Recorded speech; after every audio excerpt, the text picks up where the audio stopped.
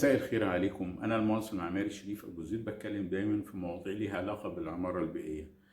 في آخر فيديو كنت اتكلمت على علاقة المعالجات البيئية والطرز المعمارية، بمعنى إن أنت مش شرط عشان تعمل معالجات بيئية عندك في البيت إنه يكون من الطين أو من الحجر أو الأوب أو الفولتس، وكنت جبت بعض الأمثلة في الفيديو اللي فات. أنا النهاردة بصور من بيتي الخاص. انا بني سنه 92. هو خرسانه وعامل فيه كل المعالجات البيئيه اللي ممكن تتعمل.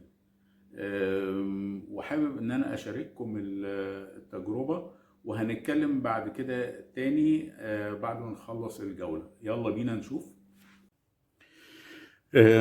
البيت هنا مساحته 120 متر، يعني الدور الأرضي مساحته 120 متر. واحنا زي ما حضراتكم شايفين هو ريسبشن مفتوح. العنصرين المهمين قبل ما اتكلم عن المعالجات البيئية، هو نمرة واحد، انا عامل هنا سقف 3 متر 30. وده عنصر مهم جدا في عدم الاحساس بالحرارة زي البيوت القديمة. تاني حاجة الأرضية بلاط مش سيراميك. وانا حذرت من السيراميك قبل كده، البلاط صحي بيمتص الرطوبة وجودته عالية. التوجيه بتاعي انا واخد الجنينة على الناحية الشرقية، وفتحاتي هنا على البحري. اتجاه الهواء هنا عندي شمال شرقي. مهم جدا الموضوع ده ان احنا نبقى عارفين اتجاهات الهواء في المكان اللي احنا هنصمم فيه. انا بنيت الفكرة بتاعتي على الكور بتاع السلم. الكور بتاع السلم عندي انا عامله واسع زي ما حضراتكم شايفين. ارتفاع السقف فيه 10 متر 80، يعني ارتفاع السقف هنا 10 متر 80. اول فكرة ان انا عندي هنا ادي الفتحات الشرقية والبحرية. الهواء بيجي من هنا، فطول ما انا عامل فتحات فوق، في هواء لطيف بيجي. طب فرضا الهواء وقف بره، يعني الهواء ما اتحركش بره، في تركتين. اول حاجه الطريقه اللي المهندس حسن فتحي استخدمها في الجورنة وشرحها لنا، وهي ان في الداخل عامل حركه هواء بدون ما يكون في هواء خارجي، باستخدام فروق الضغط. ان في الطبيعه الهواء بيتحرك ما بين كتل الضغط السالب والموجب. فبالتالي هنا لما يكون عندي عمود هواء هنا هو ارتفاعه 10 متر 80، وعندي هنا ال 33، فبيحصل حركة هواء داخلية. قد يكون هي خفيفة ولكن هي بتحصل بالتأكيد. طيب، التركة التانية اللي بعد كده هو بقى اللي هي برضو مهمة جدا. انا عندي هنا السلم موجهه على القبلي، وعملت كله شبابيك زي ما حضراتكم شايفين، شبابيك ازاز مقفوله، بحيث ان الهواء الشمس بتضرب هنا طول اليوم لان ده القبلي، فبتسخن المنطقه دي. فالهواء لما بيسخن، الهواء السخن بيحصل له ايه؟ بيطلع لفوق. طيب الهواء السخن، كتل الهواء السخن لما بتطلع لفوق عايزه تعوض، فبتسحب كتل من هنا هو، وبتعمل تيار عشان تعوض حركه الهواء.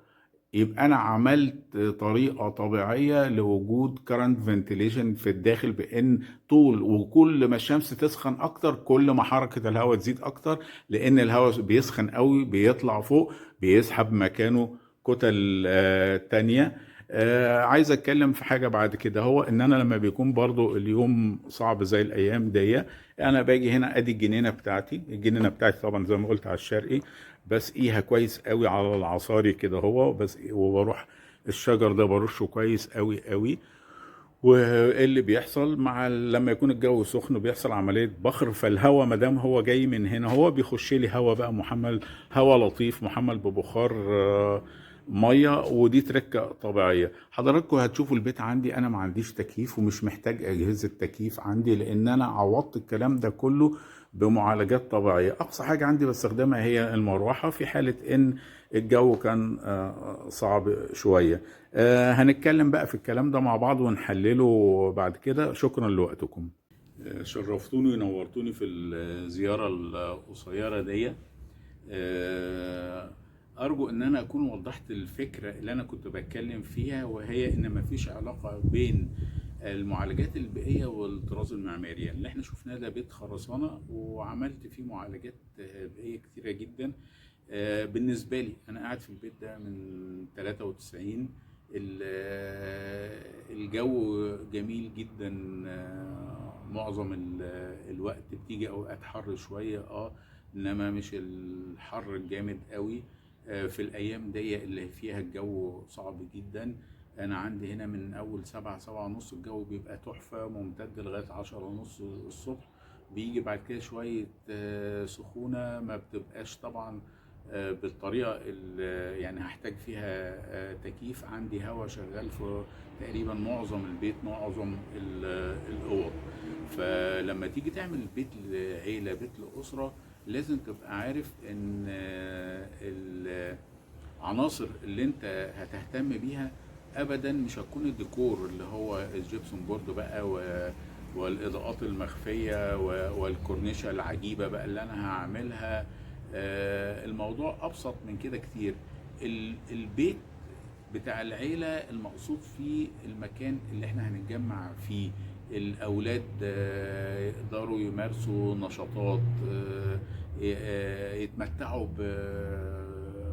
بالضوء الطبيعي وبالهواء الطبيعي. ما بقاش بيت بقفله من أول شهر 4 وأشغل تكييف لغاية شهر 10. ده ليه مشاكل صحية ومشاكل نفسية ومشاكل اجتماعية، لأن في علاقة مباشرة يعني مش محتاجة إن أنا أدلل عليها، وهي إن الضوء الطبيعي والهواء الطبيعي ليه علاقة بالحالة النفسية جدا. وإنك لو هتبني، أنت مش لازم عشان تعمل معالجات بيئية يبقى حاجة بالطين أو حاجة بقى بالحجر وقبب وقباب. العناصر الطبيعيه في البناء طبعا افضل من العناصر الصناعيه، يعني الحجر احسن من الخرسانه، السقف الخشب احسن من سقف الخرسانه. ولكن اقدر اعمل معالجاتي في اي نوع من المباني زي ما حضرتكم شفتوا.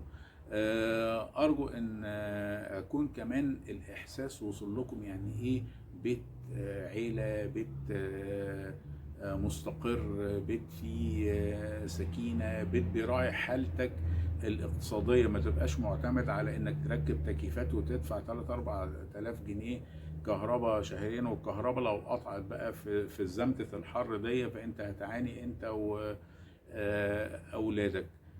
شكرا ليكم، واشوفكم ان شاء الله في الفيديو الجاي.